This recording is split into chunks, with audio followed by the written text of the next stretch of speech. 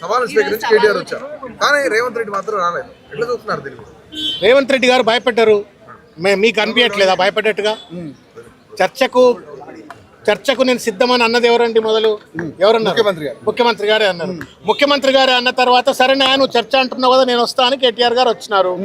ఆయనకు మంచి కుర్చేసి పెట్టినాం, తెల్ల షాల్ వేసినాం, ఆయనకు నేమ్ ప్లేట్ కూడా పెట్టినాం, గౌరవంగా స్వాగతం చేసి చర్చ చేద్దాం అనుకున్నాం. కానీ పెద్ద మనిషి రాలేదు, పెద్ద మనిషి భయపడ్డాడు. రైతులకు చేసిన అన్యాయం మనకంటే ఎక్కువ ఆయనకే తెలుసు, ఎందుకంటే ప్రభుత్వం ఉన్నాడు కాబట్టి లెక్కలు చెప్తాయి కదా. తన మా నోరు అబద్ధం చెప్పినా లెక్కలు అయితే అబద్ధం చెప్పావు కదా.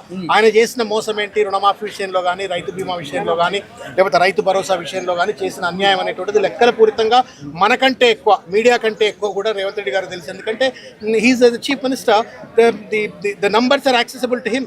కాబట్టి వాళ్ళకి తెలుసు, ప్రభుత్వానికి తెలుసు, ముఖ్యమంత్రి గారికి తెలుసు. కాబట్టి ఆయన మోసం, ఆయన తప్పుడు విధానాలు ఎప్పుడు బయటపడతాయో అని చెప్పని వాళ్ళ కేటీఆర్ గారితో చర్చకు రాకుండా కాంగ్రెస్ నాయకులు ఏంటంటే ఊళ్ళో లేని సమయంలో మీరెంత వాళ్ళు అంటే అడగొచ్చు, కానీ మీరు కూడా అమాయకంగా అడిగితే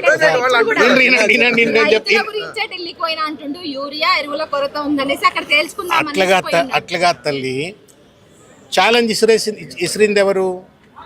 రేవంత్ రెడ్డి గారు.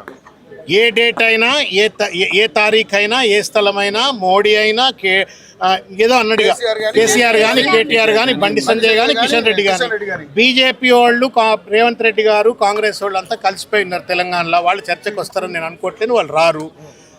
మీరు ఇచ్చిన ఛాలెంజ్కే నేను ఒప్పుకొని నేను డేట్ ఇమీడియట్గా డిక్లేర్ చేసిన. నేను 9వ తారీఖు నాడు 11 గంటలకు వస్తా అని చెప్పిన. నేను ఒకవేళ 9వ తారీఖు నాడు 11 గంటలకు రావడానికి నాకు ఇబ్బంది అయినట్టయితే, నేను ముఖ్యమంత్రిగా, నాకు ఢిల్లీలో ఆల్రెడీ అపాయింట్మెంట్ ఉంటే ఏం చేయాలమ్మా? మళ్ళీ మీలాంటి ప్రెస్ మీట్లను పిలిచి ఇట్లా కేటీఆర్ గారు 9వ తారీఖు 11 గంటలకు వస్తా అని చెప్పని అన్నాడు, కానీ నాకు 9వ తారీఖు కుదురుతలేదు, 12వ తారీఖు కుదురుతుంది, 19వ తారీఖు కుదురుతుంది, 11 గంటలకు కాదు 4 గంటలకు అని చెప్పాలా? చెప్పిండా అమ్మ? చెప్పలే కదా. మరి చెప్పకుండా మళ్ళీ నాకు ఆయన లేని టైంలో పెట్టిండ్రు అని మాట్లాడితే బేకార్, బేఫుజుల్ మాటలు అవి, అర్థం పర్థం లేని మాటలు అవి. సవాళ్ళు ప్రతి సవాళ్ళు అనేవి కొత్త కాదు కదా సార్. దీన్ని ఎందుకు ఇంత రియాక్ట్ అయ్యారు? దీన్ని ఎందుకు ఇంత ఇష్యూ క్రియేట్ చేస్తారు మీరు? సరే, ఈ సవాళ్ళు, ప్రతి సవాళ్ళ వెనుక రైతుల యొక్క కన్నీళ్లు ఉన్నాయి. ఇవాళ రేవంత్ రెడ్డి గారు 2 లక్షల రుణమాఫీ చేసేసినా అని చెప్తున్నాడు కదా. 30 లక్షల మంది రైతులకు ఇవాళ 2 లక్షల రుణమాఫీ జరగలేదు. రుణమాఫీ జరగక ఇవాళకి కూడా బ్యాంకుల చుట్టూ తిరుగుతున్నారు. పుస్తమెట్టలు ఇవాళ కూడా బ్యాంకుల్లో తాకట్టున్నటువంటి ఒక పరిస్థితి. ఇవాళకి కూడా రుణమాఫీ కాక బ్యాంకుల్లోంచి కొత్త రుణం రాకుండా ప్రైవేట్ లెండర్స్ దగ్గర ఇవాళ వెళ్ళి రైతులు సొమ్ము తెచ్చుకుంటున్న ఒక పరిస్థితి. వ్యవసాయ పెట్టుబడి కోసం రైతు రుణమాఫీ ధరకు అన్యాయానికి గురవుతున్నారు. 15,000 రూపాయలు నువ్వు ఇస్తా అన్నావు. కేసీఆర్ వస్తే 12,000, నేను వస్తే 15,000. కాబట్టి నువ్వు కేసీఆర్ ఓటేయకు, నాకే ఓటే అంటే నమ్మి నీకు ఓటేసిన తర్వాత నువ్వు యూటర్న్ తీసుకుంటే మరి కనీసం చెంపలని వేసుకోవాలా? నేను తప్పు చెప్పినా 12,000 ఇస్తా అన్నా, కానీ నేను ఇవ్వలేకపోతున్నా, కాబట్టి నన్ను క్షమించండి అని చెప్పని రైతాంగానికి చెంపలను వేసుకోవాలి. అట్లా కూడా వేసుకోకుండా 12,000 రూపాయలు ఇస్తా ఉన్నాడు. ఆ 12,000 కూడా 4 సీజన్లు ఎగ్గొట్టినాడు. కౌలు రైతులకు 12,000 రూపాయలు ఇస్తా అని చెప్పని పెద్ద ఎత్తున మేనిఫెస్టోలో, అగ్రికల్చర్ డిక్లరేషన్లో పెట్టుకున్నారు. దాన్ని అమలు చేస్తున్న పరిస్థితి లేదు.